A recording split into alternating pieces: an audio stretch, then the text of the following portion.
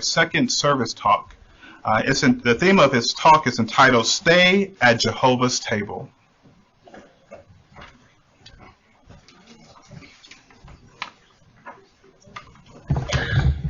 Well, of course, brothers and sisters, before I start, I really want to say thank you on behalf of my wife and I for being invited here to share this weekend with you. It shows that the elders have appreciation in spiritual things and in your spiritual welfare. Thanks for allowing us to come. I also want to say, too, that, Columbus must be a special place in our heart because my mother is here and my wife's mother is here. And even my father drove over yesterday morning to come and visit. My sister is here, and we have a large contingent of friends and family. They're like family from the Indianapolis area. So thanks for putting us up, showing the hospitality. And as usual, we've eaten good since we've been here. And last time we were in the Columbus area, we told you we ate so good we're going to come back, so that means we're going to have to come back again. And could all of the sisters in the audience please do me a favor, because when I walked back there in the back to kind of use the bathroom, I saw quite a few brothers standing up and sitting on the floor, and I kind of got some looks like if you wasn't here, we'd have a seat. So could you please, let's thank the brothers for standing up and giving us a seat up there.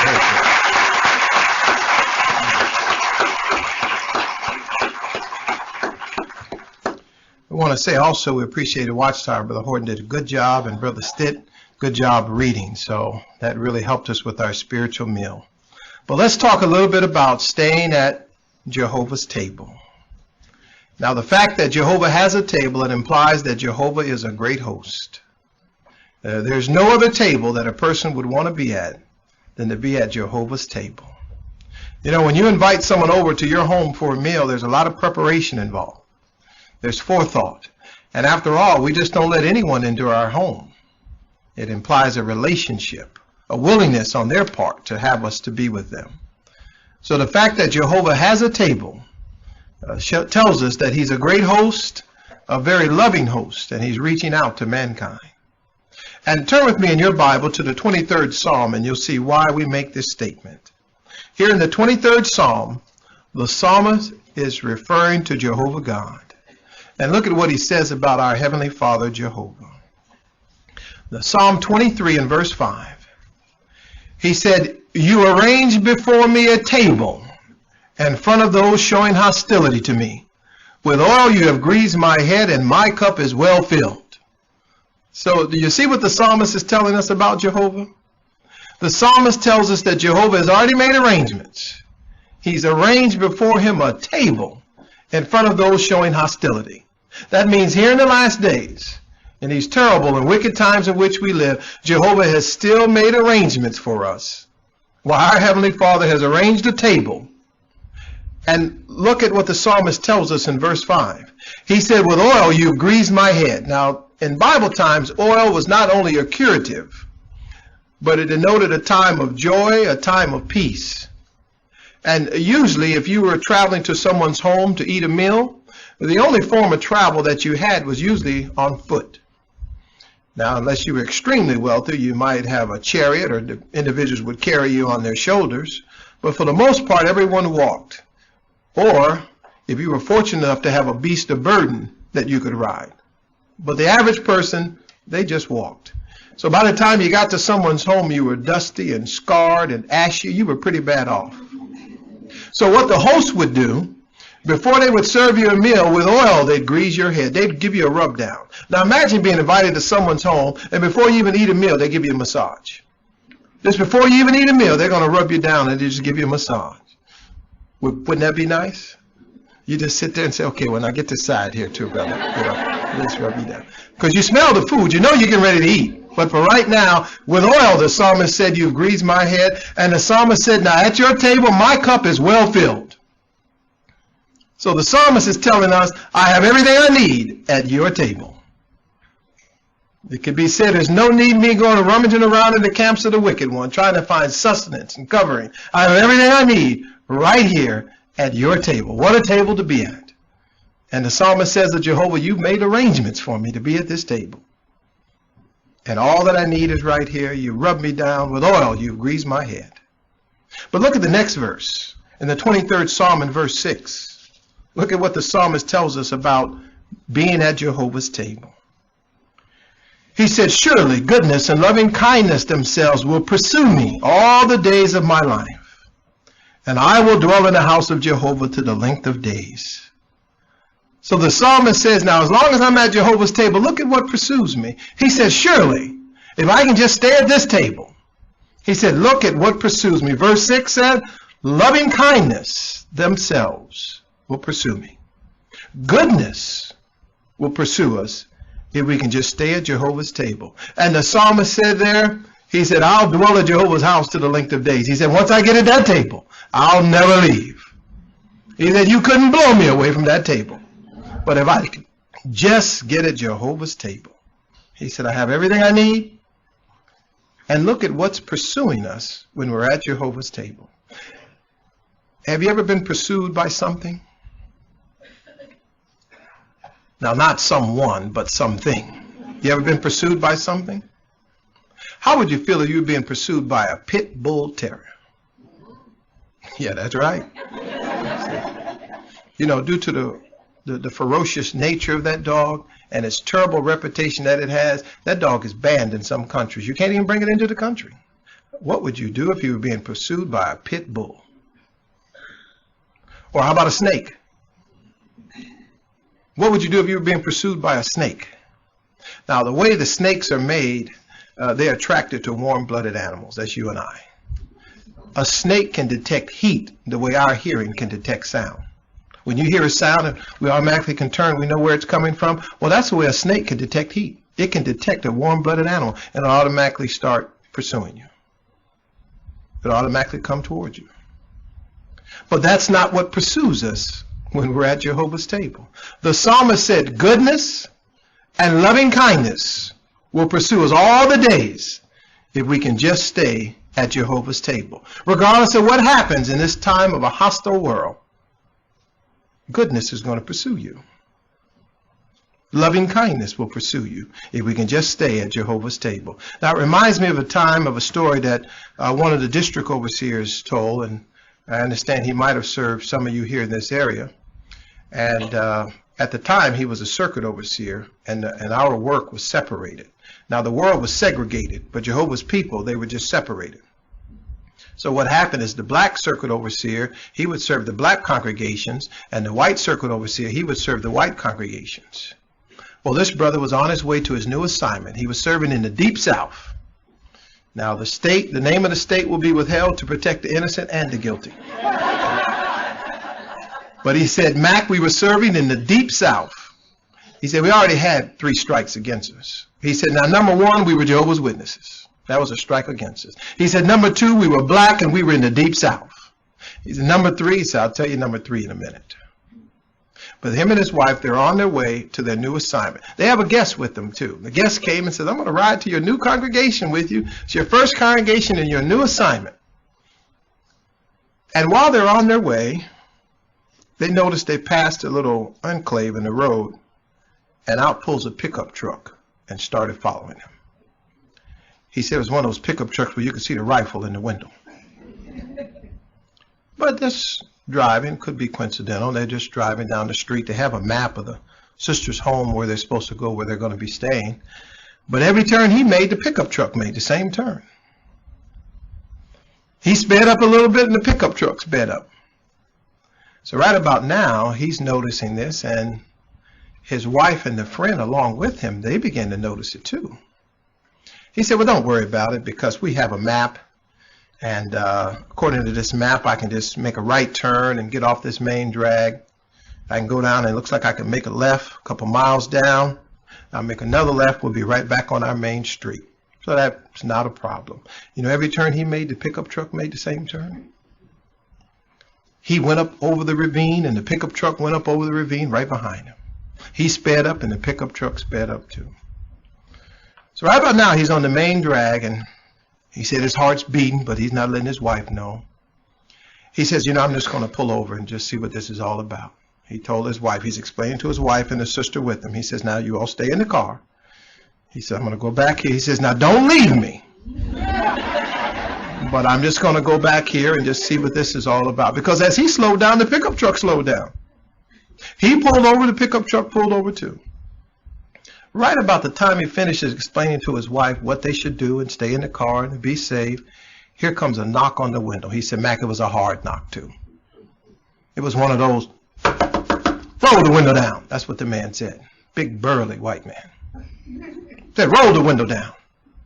Said, now by now the brother, he said he's got no moisture in his mouth. His heart is beating. He's got his wife and his other sister right here. This is attack to his manhood now.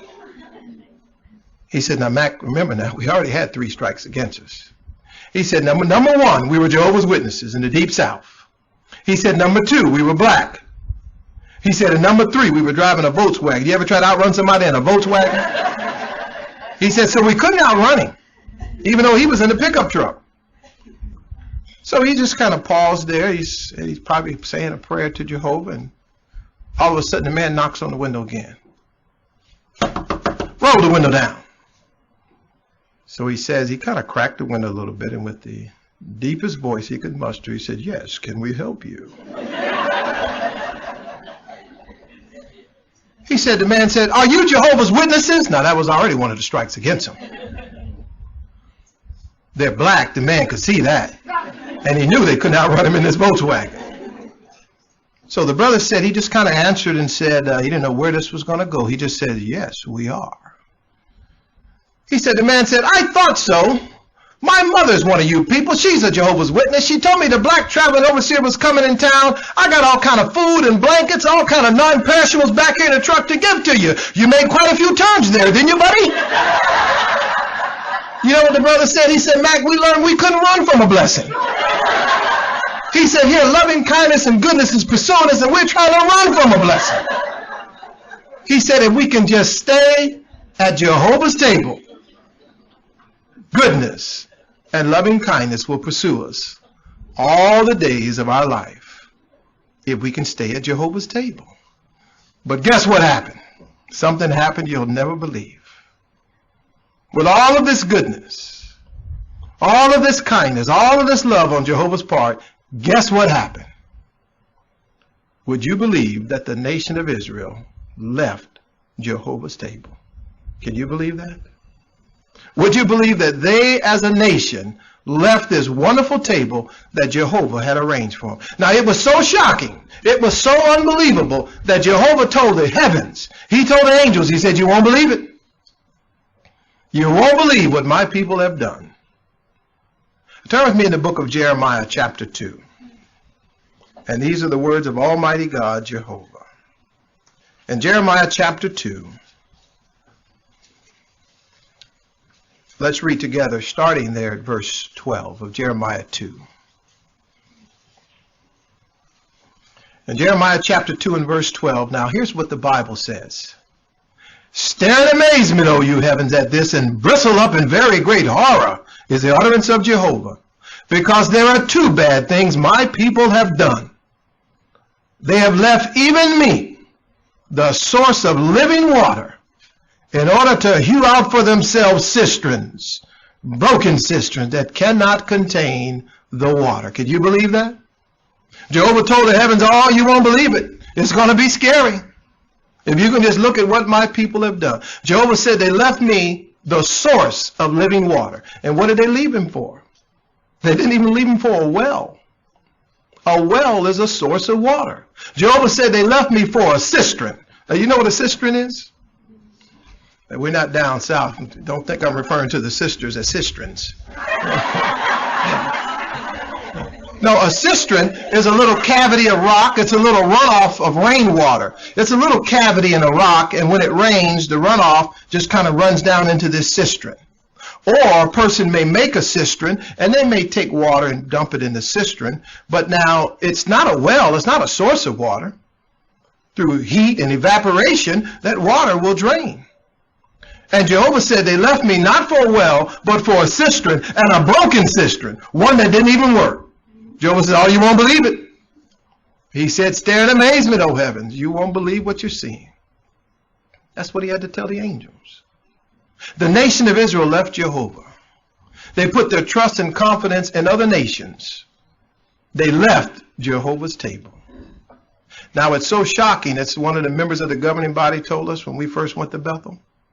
He told us of a brother at Bethel that didn't want to get his hair cut. Now, at Bethel, we get our hair cut every 3 weeks. That's law. You got to get your hair cut every 3 weeks. You're going to go somewhere. Either you're going to cut it, your wife's going to cut it, or the Bethel barber's going to cut it. But you're going to get your hair cut every 3 weeks. You know, there was a brother at Bethel, he refused to get his hair cut. He didn't want to get his hair cut. The brothers had to talk with him and counsel him and encourage him to cut his hair. You know, he refused to cut his hair. Well, they worked with him. They showed patience. Finally, they let him know, you know, your qualifications to stay at Bethel are in question if you don't want to cut your hair. Would you believe he left Bethel? Stared amazement, oh heavens, and bristled up in horror. He left Bethel because he didn't want to cut his hair. Well, he left Bethel and went home. There's not a knock against Florida, but he went back home. He went to Florida. That's where he was from. He went back home and tried to get a job. Tried to get hired at Disney World. And so the proprietor there that was interviewing him says, you know, you look good, and we want to hire you. At that time, Disney World, they ran a tight ship. They says, the only problem is you got to get your hair cut. Would you believe he cut his hair? Stare in amazement, oh heavens, and bristled up in great horror. You won't believe it. You know, he cut his hair to work at Disney World. Now, remember the governing body, Brother Barber, he's telling us this. He said he cut his hair. He wouldn't cut his hair for the Messianic kingdom, but he cut it for the magic kingdom. Brother Barber told us, he said he wouldn't cut his hair for Christ's brothers, but he cut it for Mickey Mouse and not Christ's brothers. He said, bristle up in great horror. You won't believe what you're seeing. Here is a man at Bethel, and he left Jehovah's table there at Bethel because he didn't want to cut his hair. You know, at Bethel, the brothers want us to put implicit trust and confidence in Jehovah. In spite of the trials that we have, never waver in your confidence in Jehovah. Look at what Jeremiah chapter 2 and verse 18 has to say. In the book of Jeremiah chapter 2, look at verse 18 and what it tells us. And now, this is Jehovah speaking, what concern should you have for the way of Egypt in order to drink the waters of Shihor? And what concern should you have for the way of Assyria in order to drink the waters of the river? Well, Jehovah is asking his people, the nation of Israel, in spite of your trials, why are you turning to these nations when you have everything you need right here? Why would you turn to Egypt? In Bible drama, Egypt pictures the world. Why would we turn to the world when we have everything we need right here at Jehovah's table? Assyria pictured the military might, the political might. Jehovah saying, why would you turn to other sources to find sustenance and covering? Why would you go rummaging around in the camp of the wicked one when you have everything you need right here at my table? He says, what concern should you have for the way of the river? So we're being told and encouraged today to stay at Jehovah's table. You know, brothers and sisters, if you only knew the love and concern that the governing body and other anointed brothers had for you, you'd never leave that table. You see, at Bethel, we hear their prayers. Believe me, they're praying long and they're praying hard about you. They know you're out here in the trenches. You're on the front line. They know what you're going through. It's not just a group of men in a building producing literature. It's not that way. We hear their prayers. We hear their love and their concern. If you only knew,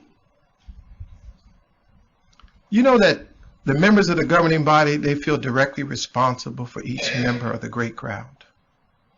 If anything happens to you, they feel that they've been disobedient to Christ. They feel there's something that they didn't do right. Maybe they could have done more. Can the Watchtower study articles, can they get any plainer? You see, if you only knew and could understand how the brothers feel. Don't think it's just men in a brick building and they can't identify with what you're going through. Oh, they can. And they want us to appreciate Jehovah's loving kindness.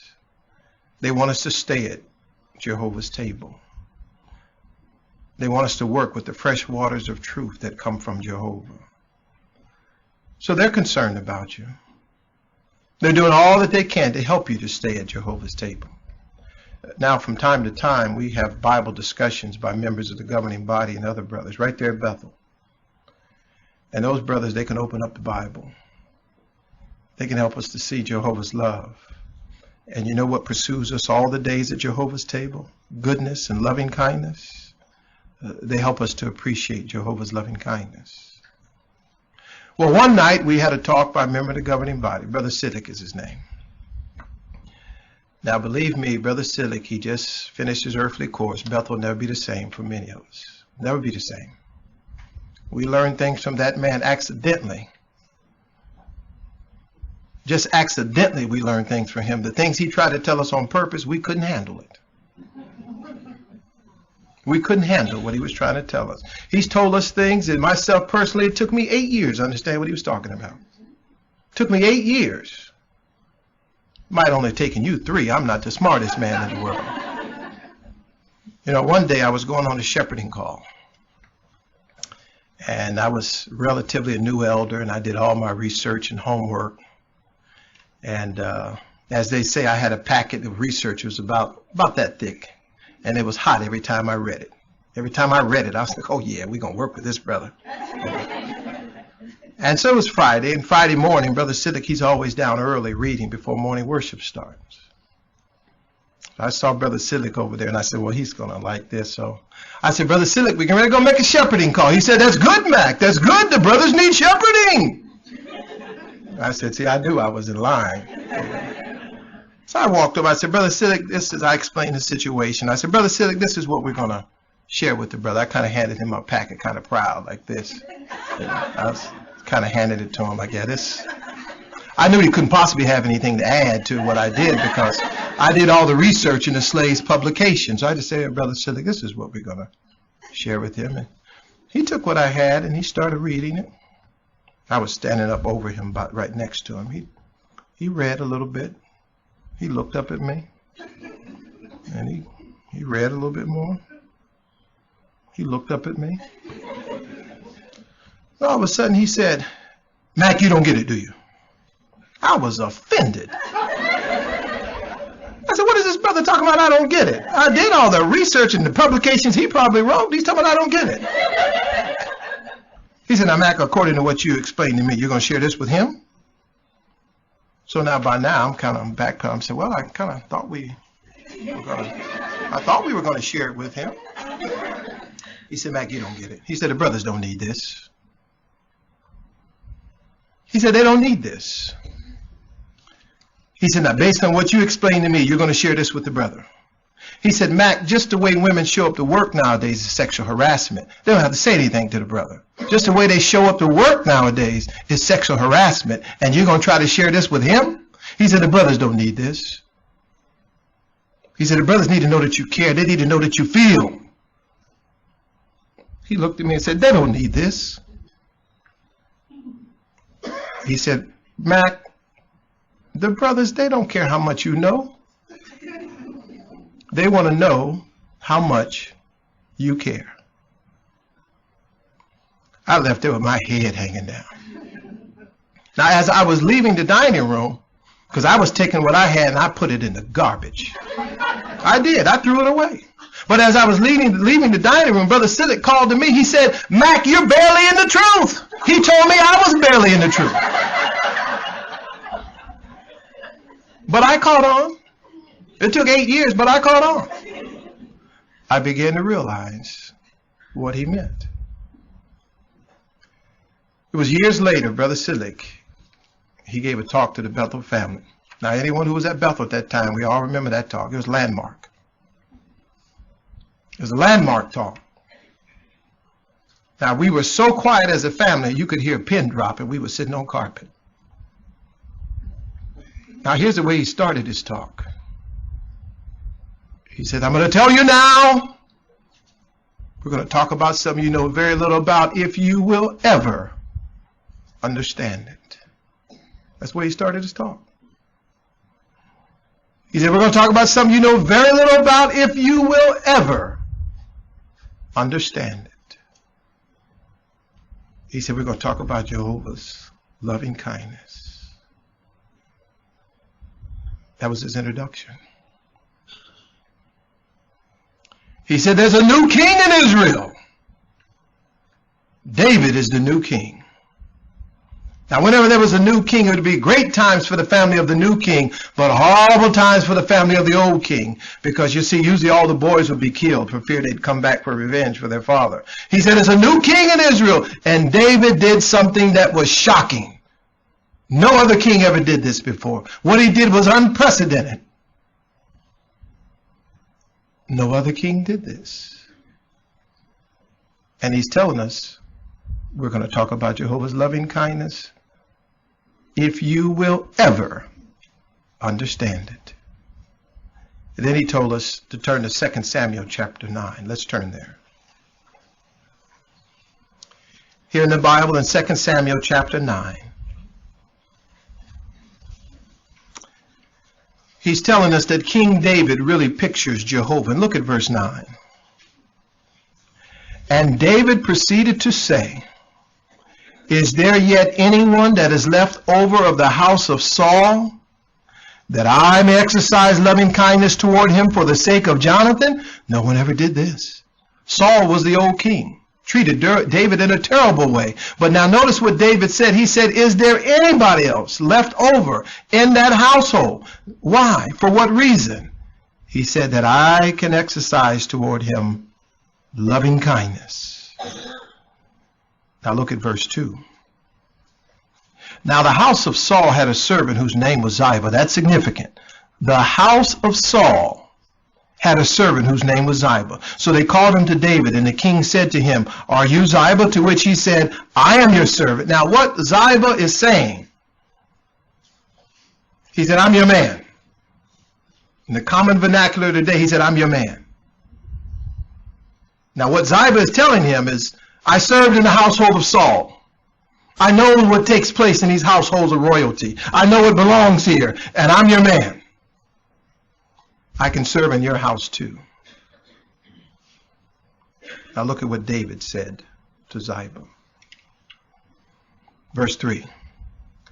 And the king went on to say, is there nobody of the house of Saul anymore, that I may exercise toward him the loving kindness of God? You see, it's Jehovah's loving kindness.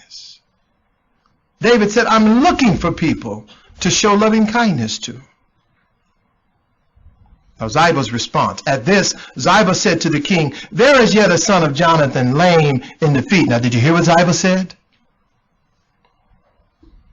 Do you understand what Ziba is saying? He said, now king, now don't go too far. Now hold on, king. He said, I'm your man, and I know what goes on in these households of royalty. I know what belongs here.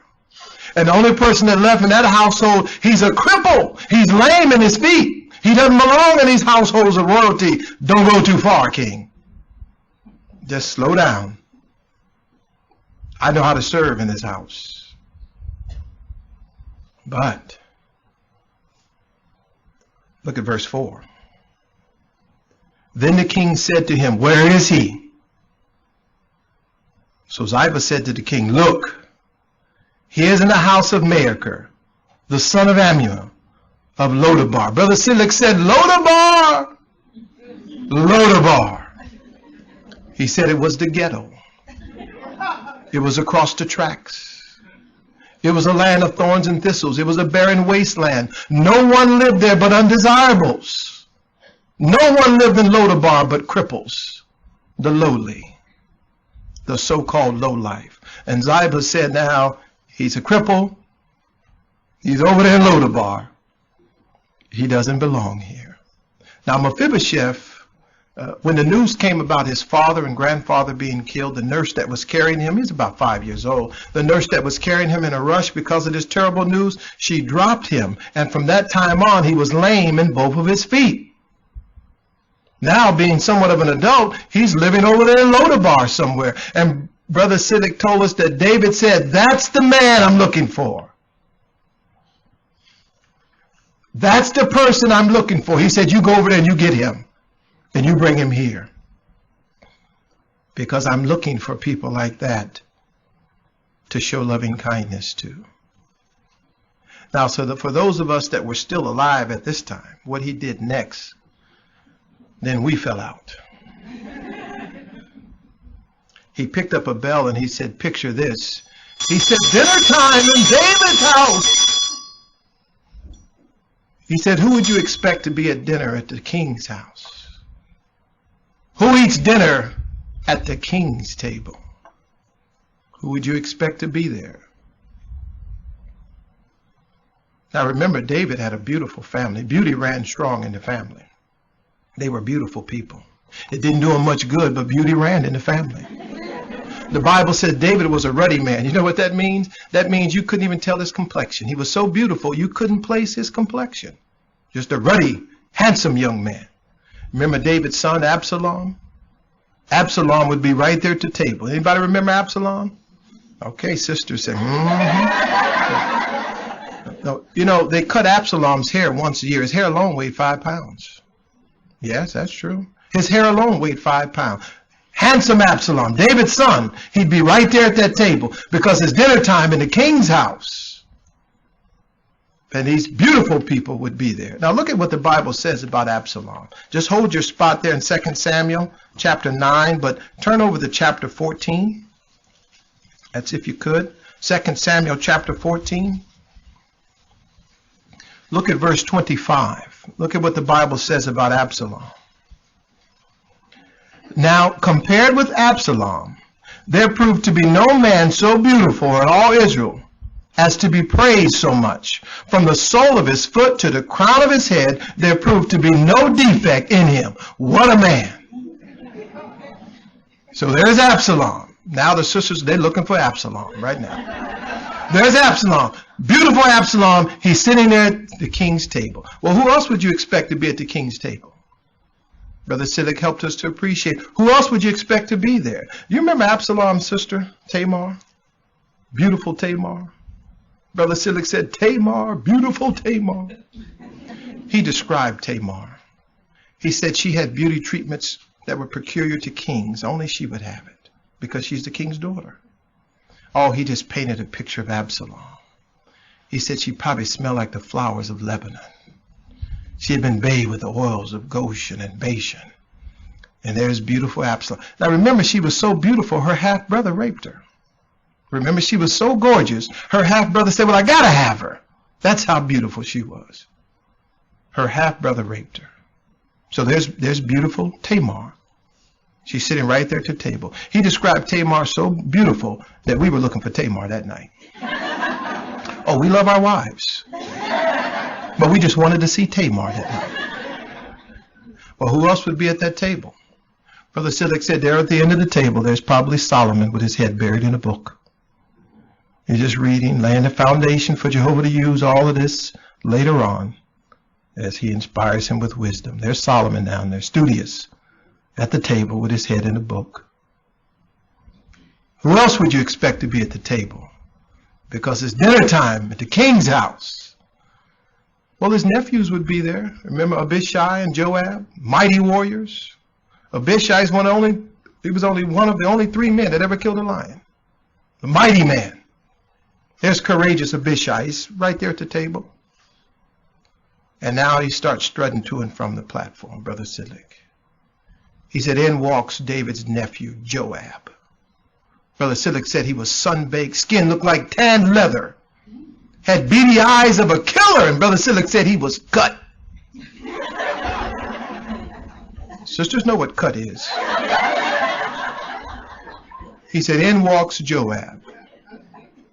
And David just signals to him and Joab, his nephew. He takes his seat at the table. With all of this beauty at the table, and all of a sudden you hear, sklurk, clink, sklurk, clink, sklurk, clink. In walks a cripple. With all of this beauty at the table, in walks a cripple from Lodabar named Mephibosheth. Now, Brother Siddiq said, the rest of the kids probably said, Dad, now can he get his food to go, please?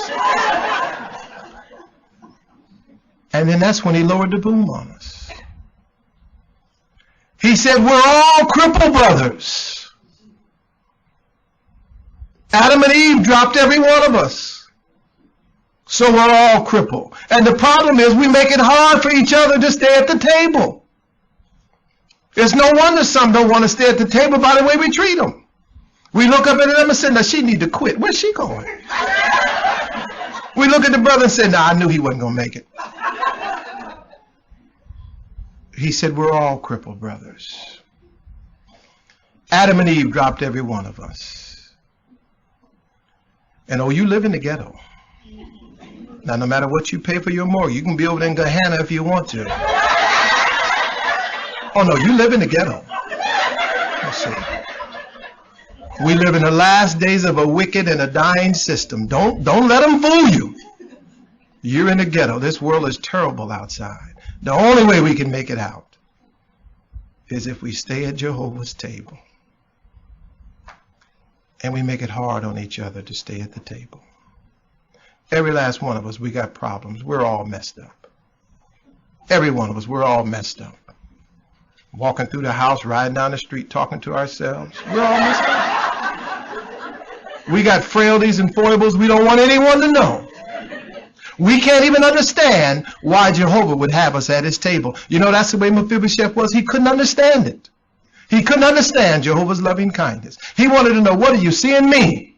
With all of this beauty at this table, I don't belong at this table. Isn't that the way you feel sometimes? There's things about you don't want anyone else to know. You compromised. You capitulated. You went back. You didn't do what was right. You got problems that you know about. There's some terrible things that you hope, well, only I know. I know Jehovah knows, but only I know. And we don't feel worthy to be at the table. You know, when Mephibosheth was at the table, how many times you think he looked up and he saw Abshalom and said, oh, what a handsome man. Here I am, a cripple. What a man. He said, I don't belong at the table. David, can I be excused, please? And David said, stay at the table. What do you think? How do you think Mephibosheth felt when he looked up and saw Tamar? Beautiful woman. He said, oh, Lord, look at that woman. I don't even belong at the table with her. Excuse me, David, can I be excused, please? And David said, stay at the table. You think he can match wits with Solomon? He knew he couldn't match wits with Solomon. He looked down and see that man reading a book and said, no, David, can I stay at the table? Oh, if he looked at Abishai and Joab, mighty warriors. Here he is, a cripple, lame in both feet, and mighty warriors sitting at the table. He felt one of their looks would kill him. He probably didn't want to look at him. Hey, David, you got your boys over there. Can I leave the table? And David said, stay at the table. You know, when we compare ourselves with our brothers and sisters, we feel that we're not worthy to be at the table. We look at what some of the others are doing and we say, I shouldn't be, I don't belong here at this table. And Jehovah's telling us, stay at the table. We don't feel worthy at times. We're struggling, aren't we? You know, the slave has told us a struggling person is not a bad, you're just struggling, that's all. A struggling person is not a bad person. Remember, Jehovah loves us, not for what we are, but for what we want to be. For what we're trying to be. We're not there yet. And you know what? On your strength, you may never get there. Not on this end. You may never get there. But Jehovah's saying, stay at the table. Don't leave. Appreciate my loving kindness. Jehovah's not like man. He's not limited like man. You see, man has long memories. We don't forget. That's not the God we serve. We see a sister, she's doing fine now. A person say, yeah, but I knew her back at 84. Person say something about a brother. You know that brother, he's a fine brother. They say, well, he's all right. I remember when he used to be an us. See, now why did you have to bring that up? You don't feel he's worthy to be at the table. We make it hard on each other by the way we treat each other to stay at that table.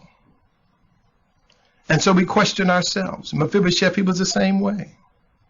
He felt, I don't belong here. Look at 2 Samuel chapter 9. Let's turn back to 2 Samuel chapter 9.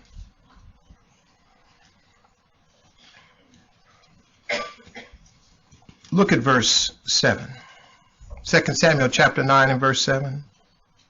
And David went on to say to him, that is Mephibosheth, do not be afraid, for without fail I shall exercise loving kindness toward you for the sake of Jonathan your father.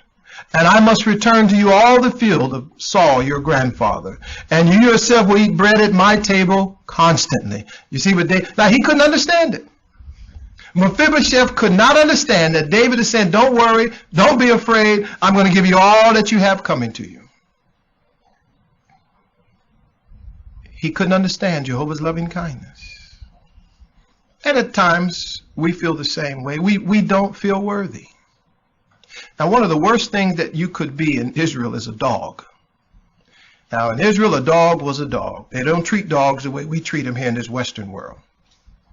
Here in this Western world, dogs have houses and sweaters. And they get operations and facelifts and things of that nature. Oh no, that's the way they treat dogs nowadays. In Israel, a dog was a dog. It was one of the worst things that you could be. And the most disgraceful death you could have is to die and have the dogs come and lick you up.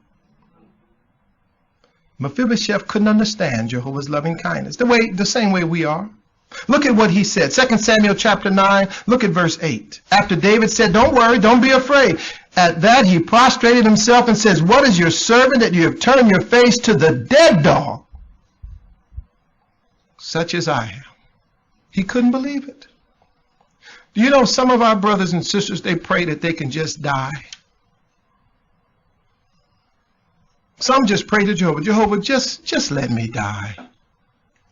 Just let me die and bring me back in the resurrection. You won't even let me die even. That's the way some of the friends feel. They can't understand Jehovah's loving kindness. And Jehovah's telling us that he's not limited like man.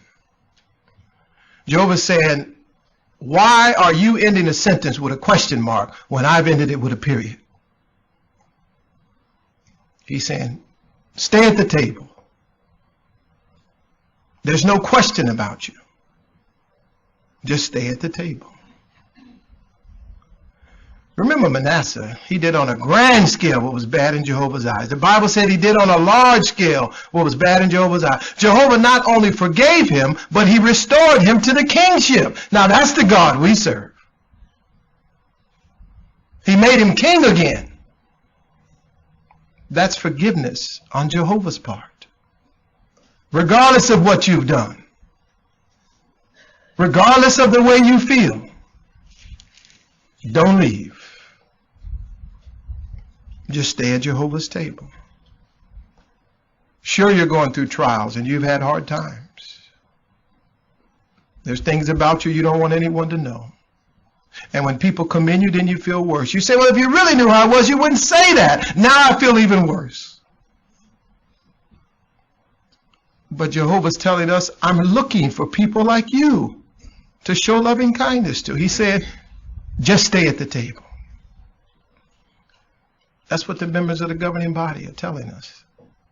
Brothers and sisters, just stay at the table. Don't leave. Don't view yourself the way others view you. Look at yourself based on the loving kindness. If we only knew the power of God, that's what's wrong with some of us. We can't forgive ourselves. We can't let it go. But we're dealing with the power of God and his loving kindness. Now, if that weren't enough, what Brother Siddiq explained next, for those that were still alive, they fell out then. He helped us to appreciate that at the king's table, dinner time at the king's house. They didn't sit upright the way we're sitting now in this Western world, upright in chairs. He said usually the tables were a little bit lower, and they would kind of recline on the hip and the elbow. They would recline at the table. And these tables and these households of royalty, they had these beautiful embroidered long skirts that covered the entire table. They were beautiful tablecloths that covered the entire table. And these tablecloths were so long that they covered everyone's legs.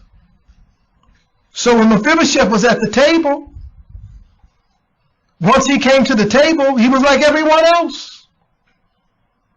All of his frailties, his foibles, they were all covered. And Brother Silic told us that skirt, it represented the ransom sacrifice of Jesus Christ. So Jehovah's telling us, you're covered at this table. I got you covered at this table. Just stay at the table. Don't leave. Regardless of your circumstances and how you feel. Regardless of what you've gone through in life. Trouble is our lot, so we're going to have trouble. Regardless of your past, whatever has happened to you, don't leave the table. Regardless of your trials, the brothers are praying long and hard. They want us to stay at Jehovah's table. Look at verse 13, 2 Samuel chapter 9 and verse 13. It kind of sums it up for us. And Mephibosheth himself was dwelling in Jerusalem. He's no longer in Lodabar. For it was constantly at the table of the king that he was eating. And he was lame in both of his feet. He stayed at that table. Regardless of how he felt, he stayed at that table. He stayed in Jerusalem, which represents pure worship. And so Jehovah's invited all of us, although we're lame and crippled because Adam and Eve dropped us, although we have trials and we don't feel that we deserve it, we don't feel we're worthy, Jehovah is telling us to stay at his table. Brothers and sisters, it's dinner time. It's dinner time in the king's house. Whatever you do, stay at the table. Don't leave. And always appreciate Jehovah's loving kindness.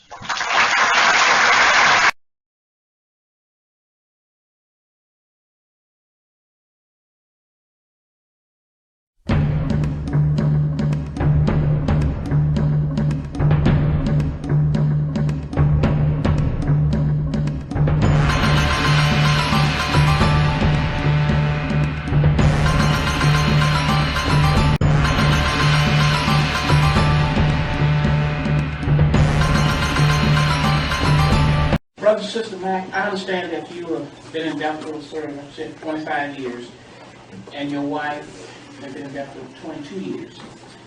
And I also understand that you guys met while you served at Carnegie team. So what happened? Well, when you go to Bethel, they give you a packet, and part of that packet they tell you what congregation you're assigned to. And I was assigned to a congregation in the South Bronx, but my mother-in-law, they were pioneering there. So after I was there about 3 years, I asked the brothers, well, if I stay faithful, can I get a pioneer name? But that's how we met. We met the congregation that I was assigned to. She was already there serving. Okay. Now, since you are going to tell us about Bethel service, what would be like, what would be the first thing we want to know about them? Just talk to you. Well, Bethel is a family. The word Bethel is house of God, and Bethel is a family. We're all one big happy family. All of the complexes, all of Bethel consist of Brooklyn, Waukegan, and Patterson.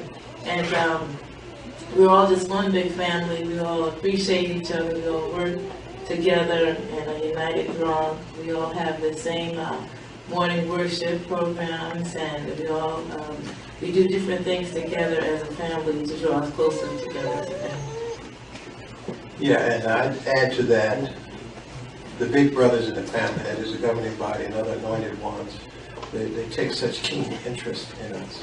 It's a tremendous training program that's there. We can see the love and concern that they have for us when you first come to Bethel and all throughout your entire stay there. So much so that the governing body, one of the committees in the governing body, the personnel committee, they make arrangements that we have what's called family night, and we have that twice a year.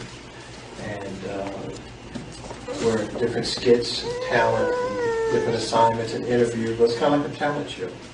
But when you stop and think about it, the governing body sponsors this. It's actually a committee that's set up to make sure that this takes place. So it shows the type of a family that we are. It also helps us to appreciate that they realize that all work and no play will not be successful. Jesus was not that way. And so you really learn that life is like serving Jehovah, being a part of that. About Bethel, maybe now you both appreciate about Bethel. You talk about this family ministry, and what's another thing that you both appreciate? Well, I guess I would have to say the spiritual benefits that you get there, in addition to having purposeful work to do. But there's so many spiritual blessings that far outweigh anything else. Some people will tell us, well, we appreciate you made the sacrifice to serve there at Bethel. And really to us, we just feel that we made the best choice. It's not really anything that we're sacrificing because of all that we get back. So I would say that the spiritual benefits, the comments that we hear from members of the governing body and others, they'll never be said again. They don't come out in books or watchtower articles. The talks and the discussions that they give us, it's just a spiritual boost for us in our lives. And I guess for me, the main thing is that the governing body, they set such a good example as a family too, because they're close with their wives and they help with their wives and their family. But what gets me is they're down to earth, is that they will joke around with you and they will talk with you. They're not any special thing walking around, a special person walking around, and that you're like behind them or beneath them. They're part of the family, just like Mozell said, the big brothers of the family. And we all look to them for different things, and the way they joke and carry on with us. It's just like they're people just like anybody else. And so it's not like they're so special that they're highlighted somewhere different and we don't know anything about them.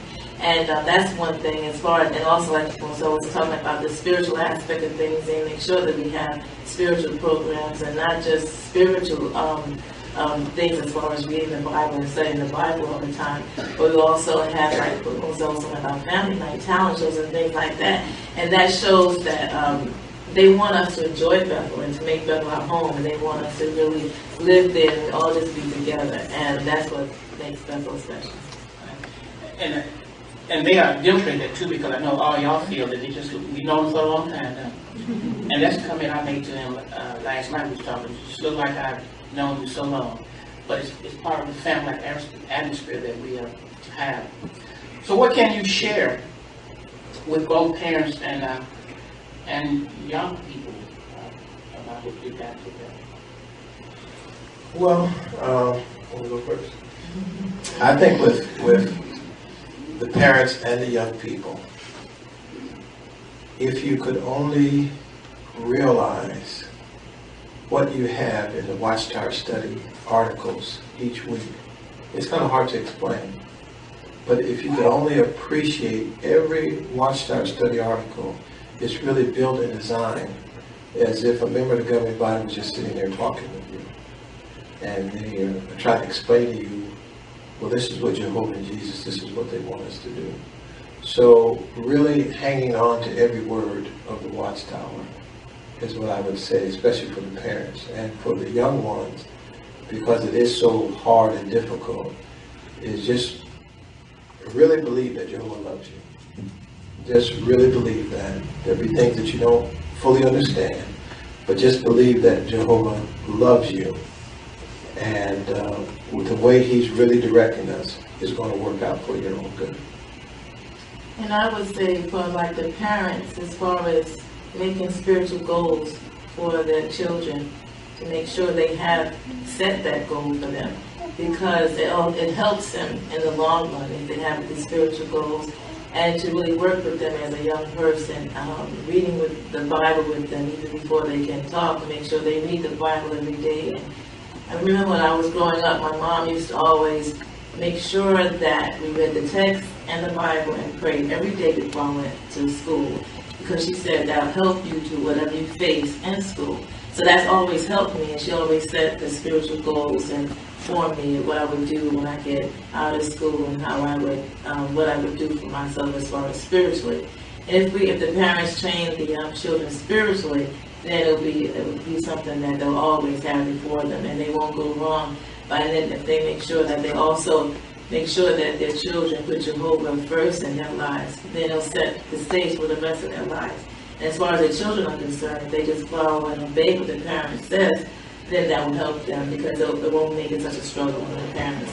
And then in the long run, they'll all be able to really benefit, and Jehovah will really appreciate everything that they do together as a family. Brother Mack, Mozell Mack, we met in Atlanta while you were speaking there about 2 years ago. And in Atlanta, you had, I think, 6 Bethelites. And there were 12 other persons from all different parts of the country, of the United States. Can you give us a brief, tell us a little bit about that, or just how, how they came about the benefit of that? Well, that's a program that we were asked to put on for the youth in the area there in Atlanta. It was a service talk, much like the service talk we had here, but we were able to take Bethelites along with us and interview them, and other young ones from different parts of the United States, as you mentioned. They joined us, and so it was a service talk with interviews. For being at Bethel all my life, from being a young man to now being older, I just always appreciated the interest and the concern that was shown in me as a young person. And one thing that Jehovah did for my wife and I, we were once asked to go over to a congregation that had 64 young people under the age of 24. And when we got there, we knew Jehovah must have had something in mind. And that has helped us to this day in dealing with young people and showing an interest in young people. And so as one of the Bethel elders that's allowed to develop a service talk, we developed one that was kind of geared to young people. And I guess that's the one that you and your family attended.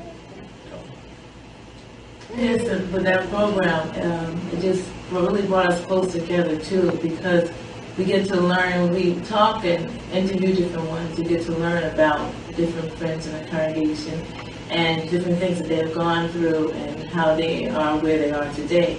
But also, like Mozell was talking about, what helped us to develop the appreciation, I guess, for the youth and everything, is the fact that when we were assigned to this congregation and had all these youth in it, the youth will always look at you as an example. So you have to always be that example. But at the same time, you have to be able to relate to the different things that they're going through and try to help them and try to be down to earth with them so that they can approach you and talk with you and say, this is what happened in school, can you help me here? Or, this is what's going on, what did you find out, what did you do when you were in school, or whatever like that. So different things like that, and getting to know the youth in the congregation has helped us a lot.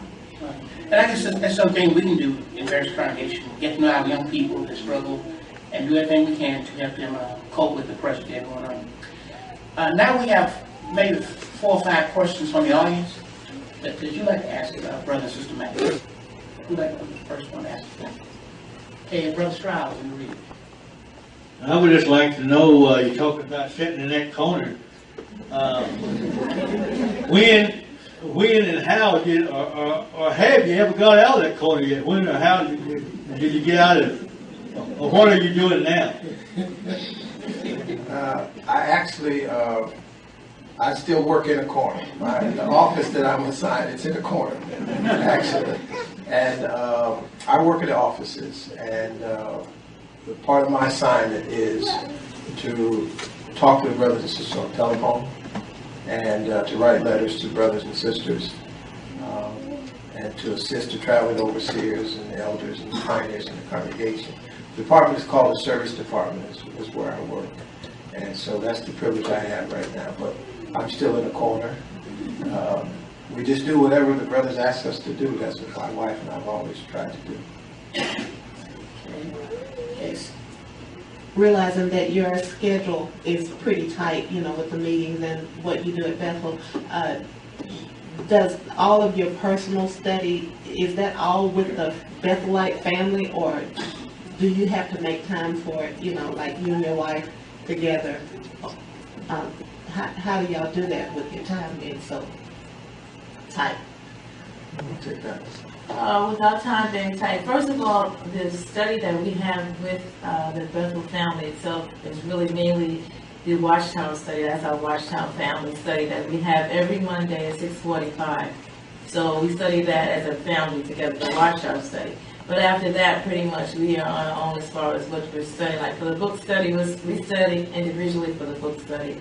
But our family study, we study every Wednesday evening, and that consists of the school and the service meeting. We have always studied the school and the service meeting since we've been married on the night before our meeting. And then that's always been our family study. So that's what we do as a family study. Okay. No, wait for the mic. You grew up in the church, right? No. No. My wife did, I did not. Well, I mean,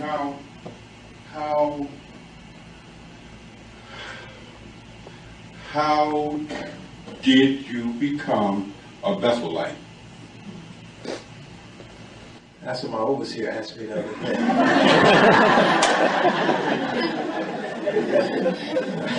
I did something wrong. He said, how did you become a Bethelite? But I studied.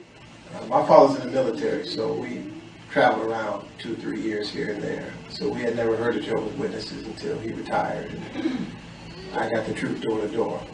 And after studying and getting baptized, I was baptized 1 year and I got accepted to Bethel. So I thought the brothers had made a mistake, but I said, well, if they made a mistake, I can too, I'm going. And, so I went and I've been there ever since. I went to Bethel in May of 1980. Okay, Sister. You guys have been there a long time, 25 years. I'm sure you've had numerous assignments over that time. What were they, and how did you benefit from the various assignments?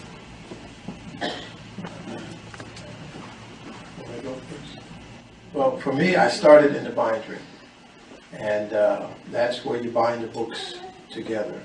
And I had a job assignment there. It was actually in the corner, again, in the factory. It's in the corner.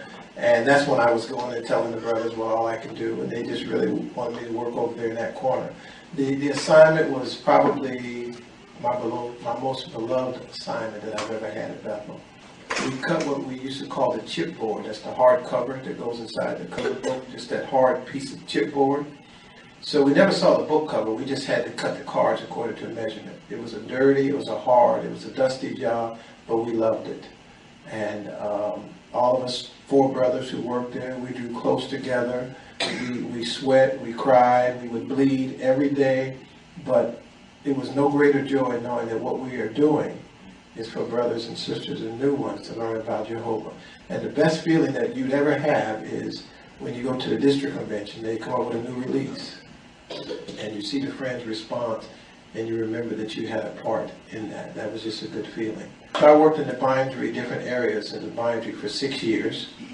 Then when the governing body started buying buildings, we didn't know what they had in mind. They just called a bunch of us over who were elders and said, we're trying to put elders in skilled trade shops. So they put me in the industrial plumbing shop. Now, I didn't know anything about plumbing. But again, it was just, here's where they needed you at the time. They wanted us to learn the trade, which we did. We learned the trade. We got certificates and things we never dreamed that we'd get because of the training at Bethel. And so after working in plumbing for about 10 years, then they assigned me to work with computers. At the time, I didn't know anything about computers either. But they had a new initiative, and they wanted me to learn computers and train and download that to the Bethel family. So we did that. And then after that, they set up a training office where I worked at. And after that, they wanted me to work with the congregation. So they transferred us to Patterson 3 years ago. So we've been in the service department ever since then. No? For me, I worked, and when I first came to Bethel, I worked in housekeeping. I was in housekeeping for 12 years. And then after that, they assigned me to work, and it was called vehicle maintenance as a secretary there. And then we left, and I was there for like 7.5 years. And at Patterson, I work in laundry, dry cleaning, and sometimes audio video. And I've been there, we've been there, like we said, we've been there 3 years now. So in the different assignments that I've had, what's helped me, I guess, to draw closer to the different friends that you work with, like the other housekeepers that I work with, and also to draw close to the brothers and sisters, because you're not a maid for the brothers and sisters, but you clean their rooms, but you're not a maid for them, so we all supposed to clean our own rooms and tidy up our own rooms. And then the housekeepers would come and help tidy up and finish out some of the work and vacuum and all that together. And then the different sisters that you work with, the group that you work with, it helps out a lot because you become close to them and you're friends for life, even if they had to leave Bethel for some reason, whatever the case is, we all still keep in touch, and some of them have children and things like that, and we all keep in touch. And it just makes up just the family, it's just friends that you meet and you always keep in touch and always you're always together still in the service of Jehovah. So all of the assignments that I've had, it helped me learn a lot of different things. Like some of the latest assignments of working with a little bit of audio video. I work with that, with helping out with the sign language in a way, because what I do is I put the makeup, I do the makeup for the brothers that sign for the tapes. And you see that there's friends here that are in sign language congregation. So the brothers that signed for those tapes and everything, a group of sisters assigned to help with the makeup and make sure they don't look a certain way, and they make sure they dress a certain way and they don't shine on the TV and things like that. So that's part of my work that I do, and it's very interesting because you get to really work close with that, and how it's how after the scenes you'll know so much of some of the things that happen behind the scenes, and when you really are part of it, it helps out. One more question, Dawid. Okay, brought down and ask you. Everything that y'all have in Bethel, it's on the inside. Y'all don't have to come out for anything. All your books, your clothes, and I never been to Bethel. But what about your stores? Do you have stores in there that you do a little shopping? And also about your preaching work. How did your preaching work? How is about your arrangement about your preaching work? Do you get out like we do here? In territories, different territories. Well, when it comes to our clothing, food, and shelter, for the most part, that's cared for us by Bethel. When it comes to being cared for, we have a commissary at Bethel, which is where we can pick up knickknacks and snacks and food and so forth. Most of us usually glean from the dining room, the food that's at the dining room. So if you ever want to give a Bethelite a gift, give them some Tupperware. You're nothing. You can have a brand new car, but you're nothing without Tupperware. So any young brothers that you know that are coming to Bethel, don't let them come up to embarrass you with plastic bags. Get them some Tupperware. But we get an allowance, which really amounts to a reimbursement. So we're reimbursed every month for whatever we spend to make it to our meetings. So the gas prices and so forth, that affects us too. And then so the slate gives us what's called a reimbursement. So we get an allowance for that. As far as the field ministry is concerned, each Bethelite is assigned to a congregation. So my wife and I are assigned to a congregation in the South Bronx. So it takes about an hour to get to our meeting, about an hour to get home. And so that's the territory that we work there in the South Bronx. And we do that pretty much just the same way you do your territory here. Okay, that's it. So I wish we'd go longer, but I know you like to talk to them a little bit after me. So maybe. Thank you.